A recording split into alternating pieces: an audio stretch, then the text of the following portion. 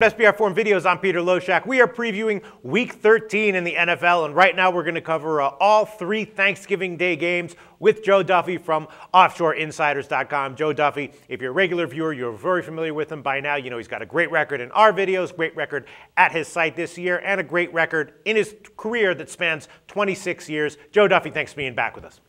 Thank you, Peter. Let's give everybody a chance to be thankful this weekend with some extra money in their pocket. For sure, for sure. All right, we're going to discuss Oakland, Dallas, and before we get into it, let's give a plug for OffshoreInsiders.com. Now, let's keep it real. Last week, you went 0-2 against the spread in your two picks with us, you know, so we like to keep it real here, but reality is on your side because you're also 20-11 overall against the spread in our videos this year. That's just a great record considering how tough and tight these NFL lines are.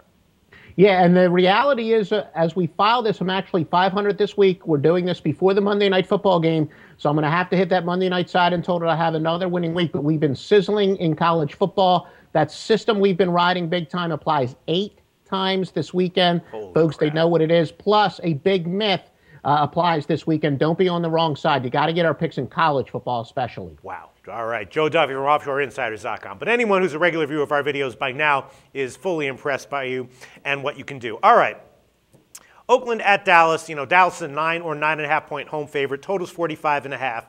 Dallas coming off the big win over the Giants. Very impressive. You know, they played well. They were off the bye. Oakland lost at home to Tennessee. That was kind of a bad spot for them. I previewed that game with Al McMorton. He gave a great analysis for taking Tennessee in that one. Here, though, I'm thinking, look, I know Dallas is 8-3 against the spread on the year. They're also 4-1 against the spread at home. But I just don't trust them ever as this big of a home favorite. 9.5 points, you know. And in fact, the one game that they were a favorite of more than a touchdown this year was their one home loss. It was, you know, they beat Minnesota 27-23, kind of a typical game there. You know, they won the game outright, but they were way too big of a favorite. I think we're seeing the same thing here. I know it's a short week. Can Oakland rebound? I think they can. 9.5 points plus 9.5 points. That's my pick. What do you think, Joe? Yeah. Well, no, it's funny. You see a lot of those internet memes go around because people hate the Dallas Cowboys, and they point out how Dallas is almost exactly 500 under Jerry Jones, under Jason Garrett, under Tony Romo. They talk about how consistent they are. Well, there is a reason. It's because the Cowboys continue to be, as I like to say, predictably unpredictable. They have a long history, certainly under the current regime, even before Jason Garrett was there. They get a big, big win, and what do they follow it up with? A big thud.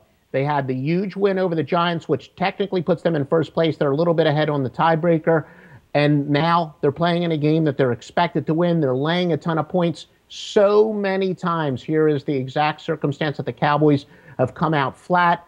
They're probably going to be minus Claiborne this week. Again, the Raiders, the quarterback situation is kind of iffy, but they still have 2 young quarterbacks as Pryor is back. McGloin had a rough first half yesterday.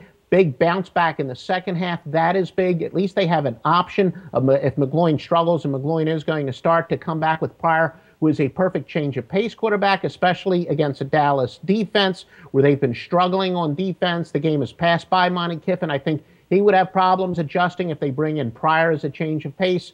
Too many points here, and the exact circumstance that time and time again, Dallas has come out flat. All right, Joe Duffy from OffshoreInsiders.com. I don't think there's anything more to say. We are in complete agreement on this one. Oakland is right now plus 9.5. That's a widely available number, so I think there's some value there. Thanks so much, Joe.